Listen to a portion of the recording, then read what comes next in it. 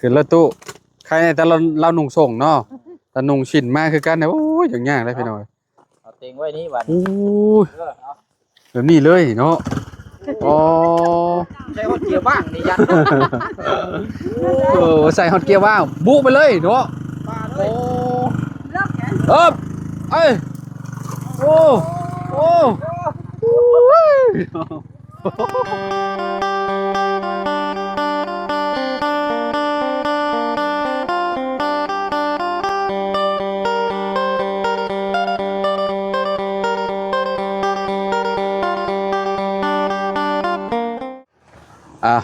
สบายดีพ่อแม่พี่น้อง FC เบิร์ดสุขุสุคนเนาะบอกว่าสิอยู่ในและกระต่างประเทศพี่น้องเลยเนาะมาพ่อกันจากบ้านยังเด้อบ่นี่พี่น้องก่อนจะเข้าบ้านพุ่นมังมี่นี่เนาะลงทางแล้วบ่เชียงเลยเนาะถามกับเจ้าก่อนเนาะโอ้พี่น้องเอ้ยบ้านผู้มึงมีแม่เดี๋ยวเขาไม่ได้เข้ามานานเลยเป็นปีเลยโดยนะแล้วเนาะโดยเอาเดี๋ยวมาถามทางกันทางพี่น้องก็เนาะบ้านโดยถามเพิ่นมาให้น้ำบ่อ๋อโดยบ่นี่นะสบายดีเด้อโดยเนาะไม่แห้งหนาวบ่เอ้ยหนาวอยู่บ่สะเงียดเนาะเย็นจ่อยๆเด้อโอ้ยังน้ำมันไหลมาแต่เซ่นี่น่ะบ่แม่บ่น้ำได้แล้วมันไหลมาแต่เซ่นี่มันออกบ่คักดีเนาะสะอาดคักเด้เนาะมีหนงวยผักมีน้ำกินเจ้ามาแต่บ้านได้น่ะสาวเจ้าน่ะเอ้าว้าวโอ้คักแล้วซะเนาะมึงมีไก่ว่ายับมันไปนี่เอ้ยไก่อ๋อไก่เนาะเป็นยังอาจจะจุ๊บเจ้าก็มาไกลเนาะมาตักน้ำไปจังนี่ก็บ่โอ้ฝั่งนั่นก็มาเอาน้ำคือกันพี่น้องเนาะปู่มาโอ้พี่น้องเนาะมาเนาะให้น้ำมากินพี่น้องเนาะก็ต้องคัดก่อนเนาะคัดเลยว่าเสียงเลยเนาะก็คือแบบเขาแต่งเอาเองนี่เนาะแม่เนาะแต่งให้น้ำมันไหลออกมาพี่น้องเนาะอ้าวเจ็ดย่องพี่กระตาเห็นนั่งอันนั้นบ่ได้เหยียบบ่น่ะงัวเหยียบบ่จักน่ะบ่แม่นบ่เอาคือมันคือเป็นห้อยซะนั่นห้อยงัวบ่นี่มันมีกี่ใช่ห้อยงัวได้นี่แท้ไปตุกละลืมแกงใหญ่โอ้เวลาลืมตะแกงปิ้งออกชับไปยังตัวนี้ปิ้งออกเลยครับกั้นไม้เนาะเป่งเลยกั้นไม้เนาะปล่อยแล้วก็กั้นไม้นะโอ้ขักเลยกระเจ้าเห็ดแบบนี้แล้วเนาะอันนี้น้ำนี่กินเบิดหมู่บ้านไปจังบ่เบิดหมู่บ้านอย่าบ่ไผมากับมาแวะเอาในนี่บ่เอาในมีห้างในตาเตาฮะนี่มีห้างนี่ลมใต้กระเจ้าใช่ไหมห้างนี่บ่มีลูกจักคนน่ะมีลูกสอง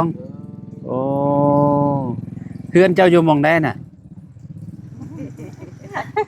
เว้ยเห็ดคือหู้เพื่อนเราเนี่ยได้พี่น้องเลยเพื่อนเราอยู่หม่องใดว่าซั่นเจ้าให้ สิไปกินอยู่หน้าบ่อย่าตู้มากินอยู่เพื่อนบ่อ๋อกินอยู่เพื่อนคือกันเนาะโดยพี่น้องเอ้ยเนาะเอาเมื่อไหร่เมื่อไว้แท้น่ะไปพม่าดิโลนี่เนาะให้ตู้ได้ตุกหนึ่งก็ไปเลยเราก็ได้พี่น้องเอ้ยพวกอ๋อมาแต่ให้แต่สวนนะเขาบ่น่ะเนาะบ่เชียวเนาะพี่น้องเอ้ยโดยสบายดีเด้อเนาะมื้อนี้มาไกลเนาะมาไกลพี่น้องเอ้ยมาเมืองนอกมื้อนี้ปีแล้วบ่ได้มา ปีปลายแล้วมั้งเขาว่าเนาะตายแล้วบ่ได้มาค่อยเคยแจกอยู่อันเครื่องอยู่แถวนี้น่ะมากับเบาเตียงน่ะนี่แถวนี้แหละพี่น้องเอ้ยเนาะกระเจ้าปลูกมันเนาะแม่นกระเจ้าเริ่มทอนแล้วมันแท้นี่ก็ได้เนาะมาแม่เนาะโอ้ยเนาะ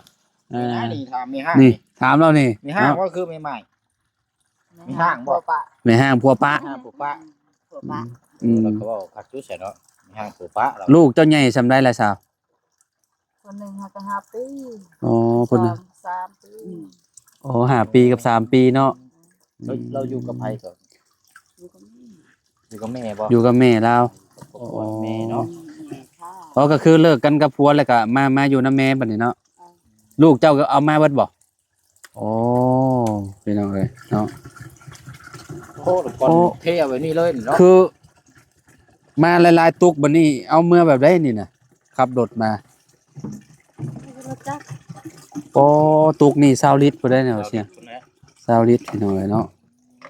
ทางนั้นเนาะน้องน้อยเพิ่นก็มาเอาน้ำคือ โอ้ กันได้ ฝั่งนั้นผมโอ้เอาน้ำคือกันมาเนาะแสดงว่ากินเบิดเกือบหมู่บ้านแล้วได้นี่เนาะพี่น้องเอ้ยมันไหลออกตลอดบ่เบิดจักเทื่อนี่เนาะ ต้องไปเนี่ยเย็ด คักดีนี่พี่น้องเอ้ยเนาะ ยะนั่นลืมตะแกรง ลืมตะแกรงทางมึงมาเย็ดไอ้ ก็คือเมื่อบ่ได้ต้มบ่กินแบบสดๆเลย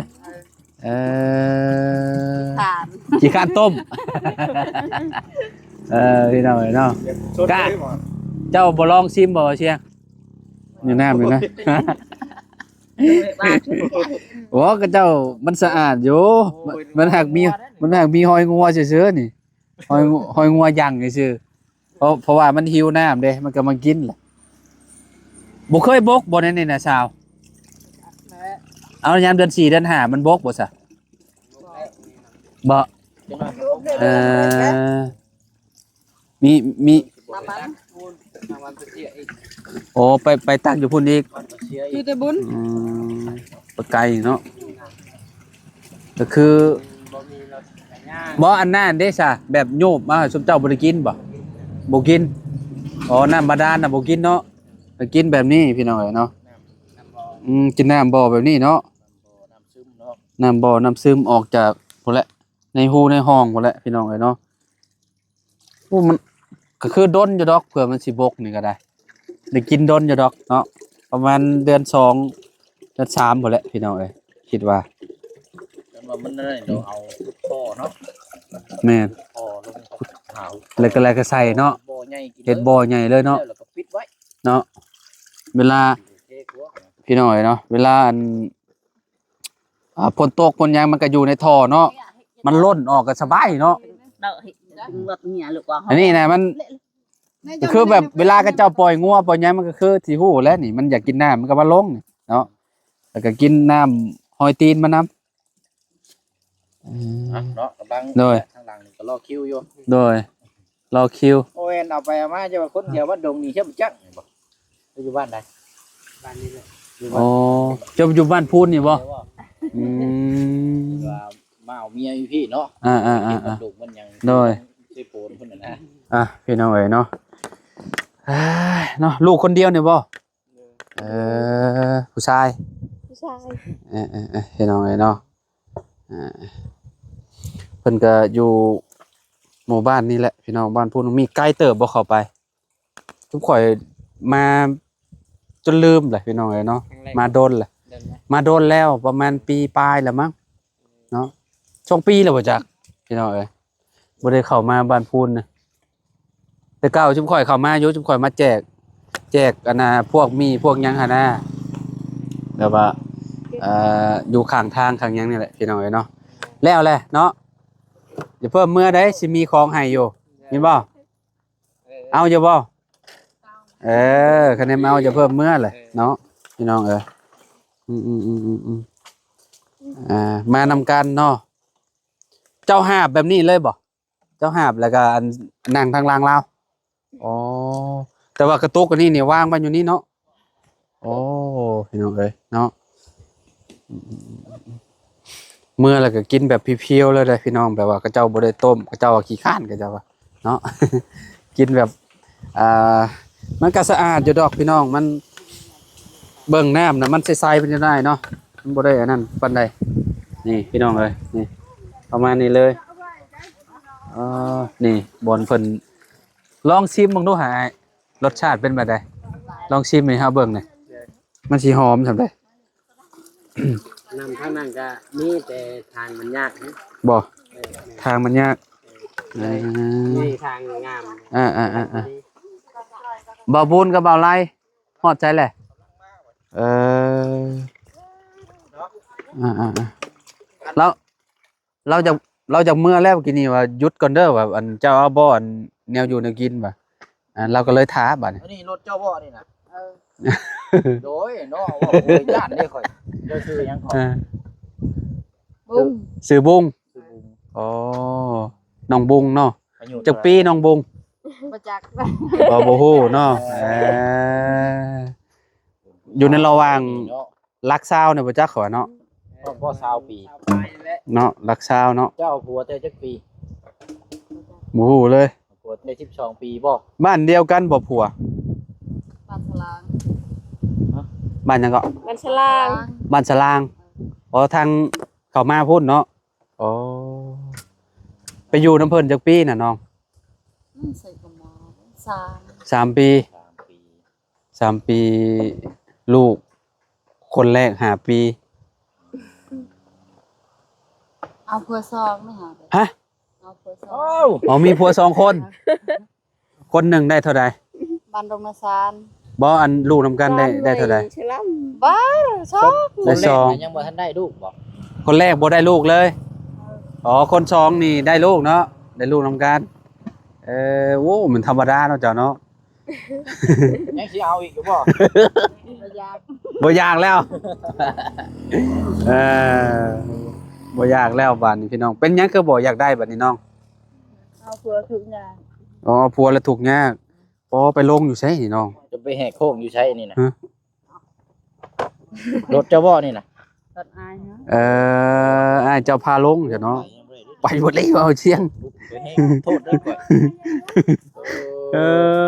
พี่น้อยเนาะบ่ยากแล้วบัดนี้เอาผัวทุกข์ยากเนาะเอาผัวแล้วลำบากพี่น้อยเนาะแม่นความเราอยู่ ได้ผู้ละ2คนแล้วเนาะ อืม ก็ อืม เป็นโสด เป็นโสด ส่วนลูกติด2คน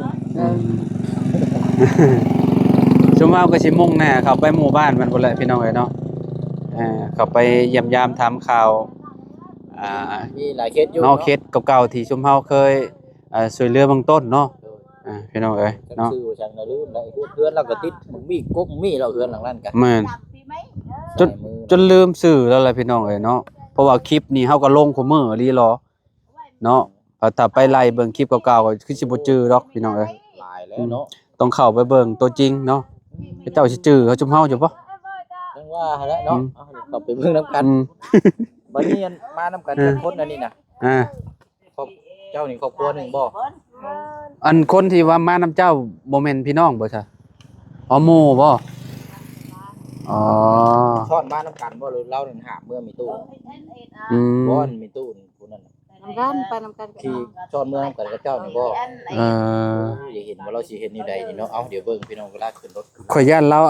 เอากระตุกนี่ห้อยๆอันนี้แล้วเราก็เอาวางใส่บาร์ก็คิดว่าแม่นบ่เอาวางใส่หัน นั่งไปเด้อบ่ อืมวางเสร็จแล้วก็ขับรถไปเลย เออพี่น้องเอ้ยเนาะอันนี้ของเจ้าเนี่ยเนาะของเจ้านี่มีแต่เท่านี้บ่อืมก็คือกระตุก20 ลิตรพี่น้องกินได้อยู่ประมาณมื้อหนึงพุ่นแหละเนาะมื้อ2มื้อพุ่นแหละคันว่าคนบ่หลายพี่น้องเอ้ยเนาะ เอาจังซี่ก็ได้ โดย เนาะพอดีว่ามาพบมาเจอเลยอะ อืม เอามีถุงยางชีพ โดย เกิดคันสิว่าก็ใกล้ปีใหม่แล้วพี่น้อง แม่น รู้ว่าสิให้พี่ให้น้องอย่างแน่เนาะมีแต่ว่าอันนี้ก็มาเป็นสะพานบุญให้ทางผู้ใหญ่ใจบุญเนาะทางพ่อคงคำโอกาสนี้ โดย ก็เป็นของขวัญปีใหม่ซะเนาะ โดยเพราะว่าเพื่อ ดี๋ยวสิเอา เนาะ มาฝากเด้อ เพราะว่าเฮาสิได้เข้ามาเนาะว่าเสียงเนาะ เพราะว่าบุญนานที่บ่ได้เข้ามาได้นี่ แม่น สิเอามือได้บ่เนาะตอนนี้เนาะ เมื่อได้บ่ ใหญ่สูงเด้อ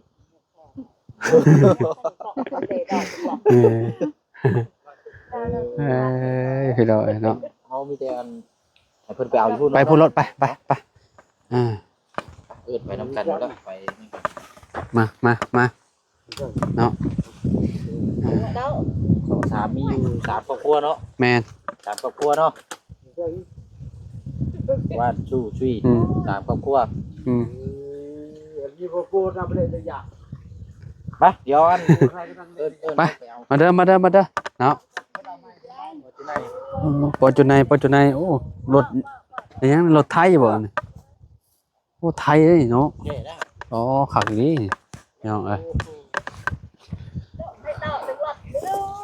เอาเนาะอ๋อบึงเนาะเข้ามาแป๊บเดียวรถแดง ตอนเจ้าเข้ามาน่ะเจ้าล่างแม่แม่นบ่รถเจ้านะ โอ้บ่ได้นะ อื อันนี้ ม น้อยจังหน่อยไว้นี่ โอ้พี่น้องเอ้ยเนาะ เอาเนาะ สุดยอดขี้พุ่น เดี๋ยวเฮาสิเอาเครื่องให้เป็น เด้อ เป็นครอบครัวเนาะแต่ว่าก็สิให้ซ้ำกันพี่น้องเป็นยังก็เลือกใช้ แม่นขี้พุ่นเกาะคักขนาดเลย เลยเอาไว้ในที่สุด คันว่าเจ้าเอาไว้อยู่ข้างนอกนี่เขาว่าโอ้ยแบบว่าเบิ่งบ่ได้เลย มาเลี้ยงเอาน้ำเฮาเด้อเอาที่ก็ได้นี่ผ้าห่มได้นี่ อืม ตุ่มนี่อุ่นได้นี่ มันตุ่มพิงไฟยามเช้า โอ้ย เนาะ สี่เลย แม่นพี่น้องเอ้ยอ่า ปึ๊บเอาให้ทั้งสาวแล้วชื่อยังก่อน ซื้อหยังก็เอากินนี่นะ ชื่อบุ้ง น้องบุ้งโดยแล้วว่ะ ลืมเลย พี่เตออย่างเดียวน้องบุ้ง สัก อืม โอ้ยแกโอ้ย น้องบุ้งเอ้า เอามาครับเอาน้ำโบเชียงก่อน อ่า มายัง เอาก้าวไปเลยน้องบุ้ง เอารางวัล เอ เอา ใจใจใจ นี่เราจะจับไปดีเด้อจับจอดก่อน จับดีๆเด้อ เขาไปมาเดี๋ยวเขา เอามาแม่เจ้าบนมา อ่ะแม่เข้าเจ้าบัดนี้อืม เพื่อนกับลูกก็ได้อยู่ได้กินน้ำอีก แม่นเลย มีครบแล้วได้ฮะมีปลาแดกเป่งนัวแบบว่าถุงยางชีพพี่น้องเอ้ยเนาะ ยังมาพี่เจ้าน่ะ อืม อันนี้เข่าเด้อ อืม เข่าสาร ข้าว เป็นนี่ได้ดีใจบ่ โชคลนทับได้นี่มาเอาน้ำพัดได้แนวอยู่แนวกินเนาะ ให้สำคัญเด้อ ใจเข้าใจ คนน้อย คนน้อยบ่นี่เนาะเออ จักปีจักเดือนแล้วนี่ อืม ป่าเลยเอา ปีปลาย บ่ ใช่ โอ้ เอาว่ะถึงยังชีพ ใจ เอาเด้ออันนี้เข่า อืม กระเป๋านี่ใส่เครื่องได้อันนี้ปลาห่มบ่นี่เอาเนาะ พี่น้องเอ้ยเนาะ เอามา ขนมให้กินชับบ่นี่อืม กินเป็นอยู่บ่ขนม เป็น ใหญ่มาเลยยันแล่นไปแต่ห้านค้าบ่แล้วเขาว่าเนาะเอาดิเก็บเอา เอา ญาติครับเนาะเอาเดี๋ยวเนาะมันแบ่งกันก็ได้ คุณใหญ่เอาพร้อม เด้อแบ่งกันเด้อเอาอันนี้ให้ทางคนน้อยเบิดเลย น้องบุ้ง ใจ เนาะเรียบร้อยพี่น้องเนาะโดยขอบใจสบายดีเลยโอ้ยมีแต่ฝากค่ะแหละเนาะเมื่อให้ลูกบ่มีผัวอย่าไปให้ผัวได้เนาะบ่มีพ่อเนาะซอยเมียบ่าว ได้บาดนี้เนาะพุ่นละ โดย เอาขึ้นรถขึ้นล่างบาดนี้ไปเมื่อแล้วก็เมื่อก่อนเนาะเดี๋ยวทางเชียงกับทางอาจารย์สิ โดย ว่านี่อยู่เอาไปคนอาจารย์ ก็เจ้าสิถามแล้วโอ้ได้มาแต่ไสว่าแล้วหาเนาะพี่น้องเอ้ยเนาะของขวัญปีใหม่ ปีใหม่เด้ Happy birthday to you โอ้วันเกิดได้ เกิดได้เนาะแว่นได้เนาะ ใจขอบใจ โดยเนาะ เอาได้แต่บ่สาว โดยได้แล้วเนาะ พี่น้องเอ้ย เพิ่นเอาน้ำ เบิ่งก่อนซะเนาะว่าเจ้าสิเมื่อแบบใดบัดนี้บ่เสียงเบิ่งเราเอาน้ำเมื่อก่อน วันที่ปีใหม่เนาะ หวัดดีปีใหม่แล้วเนาะเอา ไปตู้เสียเมื่อแบบใดเด้ตู้เนาะวางใส่ขาแล้วตู้เนาะ นี่ได้จุเจ้าว่าจัดแจงเอาเด้อซอยกันได้อย่าป้าอย่ากินกันได้โอ้ คนกุ้มโอ้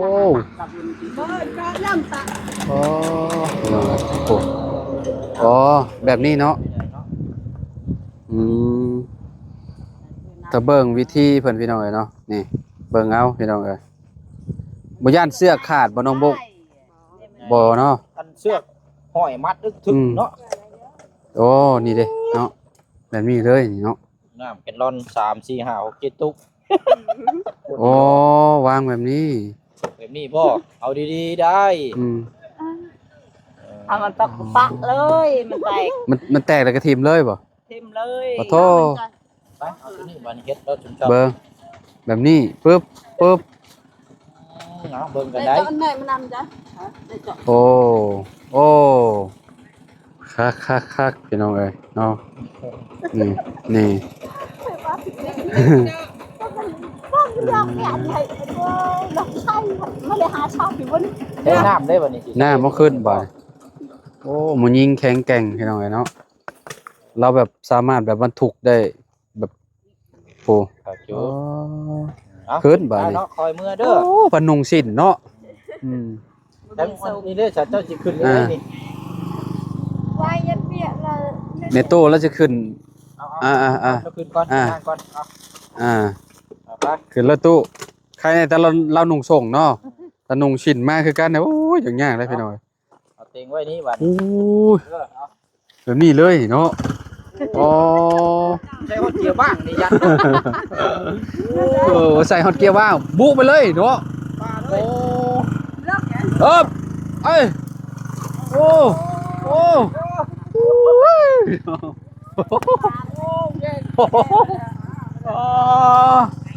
โอ้ยเก่งเลยน้องนี่เนาะ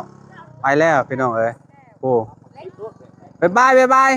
ปั๊บบักซิปเลยนี่เนาะเรียบร้อยพี่น้องเอ้ยเนาะไปซะชุมเฮากะ ทางเกาะเนาะ เนาะผู้เพิ่นกำลังไล่มาเอาแล้วพี่น้องเอ้ยเนาะชุมเฮาก็เดินทางแล้วบัดนี้เนาะเข้าไปข้างในก่อนต่อยก่อนพี่น้องเอ้ยเนาะโอ้คนกลุ่มมาบัดนี้เนาะไปไปไปเด้อไปเด้อเนาะเนาะสบายดีเด้อเด้อโดยไปอยู่ดีมีแฮง โดยอยู่ดีมีแฮงเด้อพี่น้องเด้อ การ เนาะ เดี๋ยวมาเยี่ยมยามใหม่ โด เด้ ย อเดี๋ยวสิเข้าไปในพุ่นล่ะ เดี๋ยวจังว่ากันใหม่เนาะ ไปเนาะ โดยเอาจังได้ก็เนาะขอบคุณผู้ใหญ่ใจดีเนาะที่ให้ชุมเฮาเนาะมาแจกเครื่องแจกของในรอบนี้เด้อพี่น้องเด้อเนาะทางพ่อหงคำเพิ่นพุ่นแหละพี่น้องเอ้ยเนาะที่ให้ชุมเฮาเนาะมาแจกในรอบนี้เด้อเนาะขอบคุณหลายๆเด้อพ่อลุงเด้อเนาะอยู่ดีมีแฮงร่ำรวยเนาะให้มีแต่สิ่งดีๆเข้ามาปีใหม่ใกล้สิฮอดแล้วก็ได้เนาะ